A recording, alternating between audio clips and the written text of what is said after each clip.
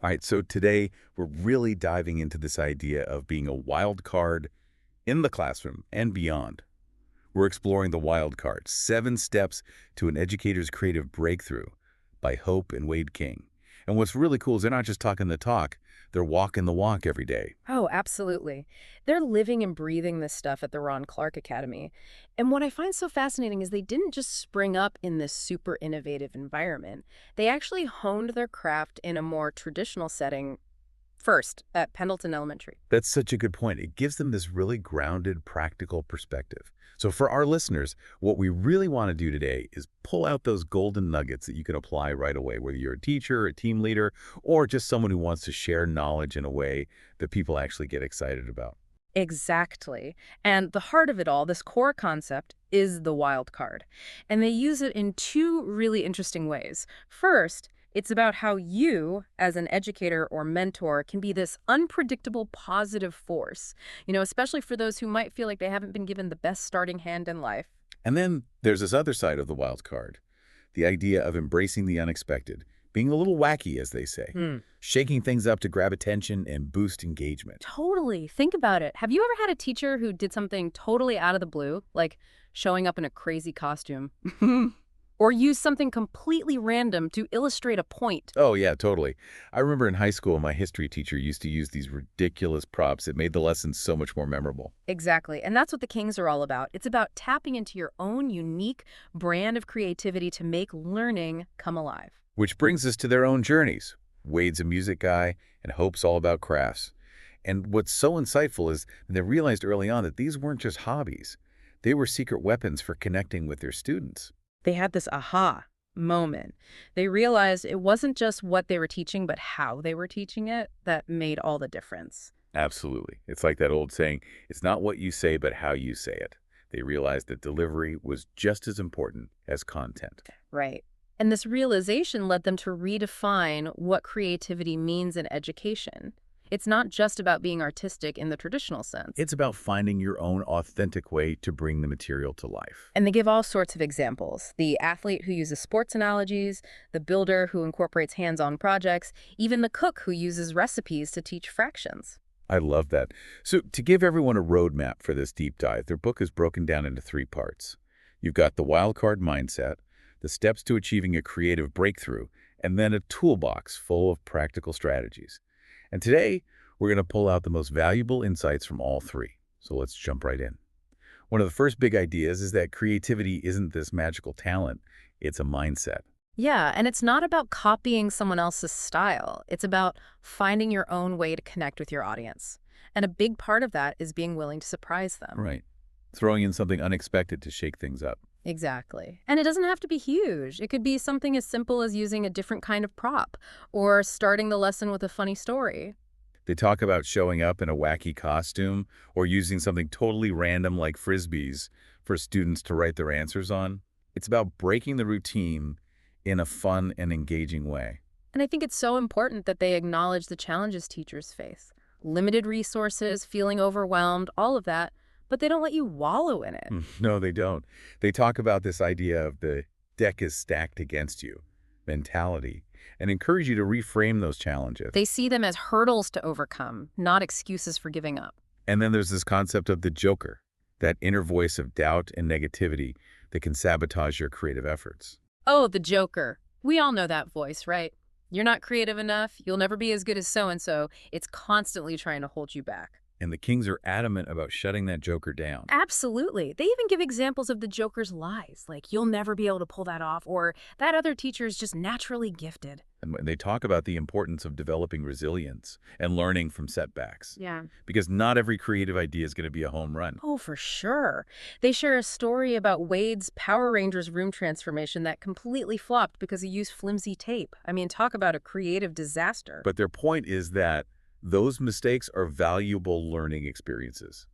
It's about embracing the imperfections and seeing them as part of the process. They even quote Julia Cameron, who says, "In order to do something well, we must first be willing to do it badly." So true. Yeah. And Hope shares her own story of a flapper costume malfunctioning on Parents' Day. It's a good reminder that we all have those moments, and it's about not letting them crush our creative spirit. Now, when it comes to the actual process of achieving a creative breakthrough, they use this really inspiring story of a teacher named Rebecca. And what I love about Rebecca's story is that it's a gradual process. She didn't try to change everything overnight. She started with small steps. Yeah, like making a point of eating lunch with her students. It was a simple act of connection that gave her new insights into their lives. And that led to her incorporating more movement into her lessons. She developed hand gestures for teaching fractions, which, let's be honest, can be a pretty dry topic. And seeing her students respond so positively gave her the confidence to keep experimenting. She even started doing role-playing activities and showed up to class in a full colonial costume. It's a great example of how small changes can lead to bigger transformations. And it highlights the importance of professional development that truly engages and inspires. They challenge you to think about those professional development sessions that you actually get excited about, the ones where you're fully invested, giving it 100%. And their point is, if you want your students to be fully engaged, you need to create that same kind of environment. It's not just about the standards and assessments. It's about making learning an experience they genuinely want to be a part of. And to do that sustainably, you have to be really clear about your why, your core purpose as an educator. Hope talks about how she initially focused so much on the standards that she felt disconnected from her students. Her why shifted to a focus on literacy as a way to help break the cycle of poverty. And Wade's why was all about giving back and being a positive role model, something he felt was missing in his own life. Having a clear why helps you stay motivated when things get tough. They also talk about this idea of the comfort zone, the creative zone, and the panic zone. And the goal is to find that sweet spot, the creative zone. Where you're willing to experiment and try new things without being paralyzed by fear. Wade talks about how he was initially hesitant to do room transformations. It was way outside his comfort zone. But he ended up dressing up as an Egyptian pharaoh and realized that pushing past that discomfort can lead to amazing results. Which leads us to the importance of passion and enthusiasm. And they make a distinction between the two. Passion is that internal drive, and enthusiasm is the outward expression of it. And they argue that enthusiasm is contagious. It fuels creativity, it shapes the classroom culture, and it builds relationships. They point to the Ron Clark Academy as a prime example. It's not just the kids who are excited, it's the teachers too. They're modeling that passion and enthusiasm every day. And for those who might feel awkward or self-conscious about being more energetic, they offer the advice of faking it till you make it. Yeah, just act confident and excited, even if you don't feel it at first, because in a way, teachers are performers. We're on stage every day, and we have to create a magical experience for our audience. And a key part of that is reflection. Regularly taking time to think about your teaching style and how you can improve it. They also emphasize the importance of a growth mindset, embracing challenges and seeing effort as a path to mastery. And they make this really important connection between relationship building and academic success. Little things like remembering a student's favorite TV show and making a quick reference to it in a lesson can make a huge difference. But they're very clear that engagement without rigor is just fluff.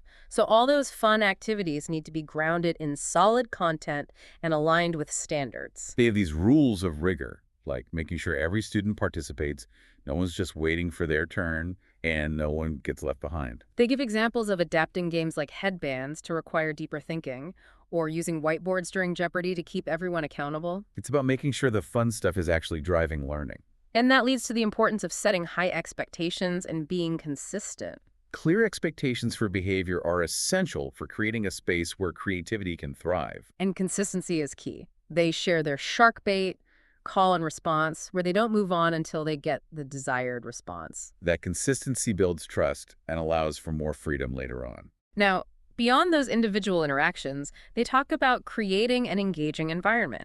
And this goes beyond just physical decorations. It's about classroom management, relationships, and the overall culture you create. Hope talks about her oldies-themed classroom with a celebrity wall, and Wade shares how he went from an under-the-sea theme that didn't feel authentic to embracing his love of superheroes and music. And they're adamant that the environment should support learning, not just be for fun. They described their Jurassic World transformation, which incorporated science content and math and ELA challenges. And they recount Hope's contraction surgery lesson, which shows that even with fun activities, you still need clear boundaries. Wade's classroom drummer is another great example. He used a student's talent to foster connection and purpose. They also talk about the power of music and movement. Class songs, brain breaks, even using movement to teach punctuation. And they love using cheers and celebrations to build a positive classroom culture. That answer is hot. Cheer. It's about making learning fun and celebrating every win. And Hopes Unlock the Magic reward system incorporates chance and promotes a growth mindset. Okay, now let's get to the heart of it all. Authenticity. They encourage you to find your go-to thing, your passion, talent, or hobby that you can use to connect with your students. So many examples. Mary, who loves gardening, uses it to teach science. Wade incorporates his music background. Hope brings in her crafting skills. They even talk about how Hope was inspired by creative pastors in her childhood. It shows that inspiration can come from anywhere. And to help you find your go-to thing, they suggest thinking about different intellect types. Are you musical, interpersonal, intrapersonal? Once you've found it, they give tips on how to get started, like selling your new ideas with enthusiasm. Wade uses movie clips to introduce new chants and cheers. And they talk about leveling up by finding real-world applications, like teaching fractions through cooking. And they caution against comparing yourself to others. It's about focusing on your own unique strengths, like Shaquille O'Neal and Dwight Howard, both successful basketball players with different styles. Don't forget about student interests, too. They encourage adapting popular trends like fidget spinners or social media for educational purposes. Now, they come back to overcoming roadblocks and reiterate that no excuses mindset. Hope's Low-Cost Chemist's Carnival is a great example of how to be resourceful when you have limited funds. It's about planning ahead, thinking outside the box, and not letting a lack of resources stop you. And finally, they emphasize the importance of persistence and building on your efforts. Creativity is an ongoing process. It's about constantly looking for inspiration, collaborating with colleagues, and celebrating each other's successes. They share the story of Dr. Ellis, who fostered a culture of creativity among her staff. It's about lifting each other up and spreading that magic. So the big takeaway from Hope and Wade King is this. You have the potential to be a wild card, a positive, engaging force by tapping into your own creativity and focusing on connection. Start small, be consistent, and embrace your own unique style. And here's a final thought for you.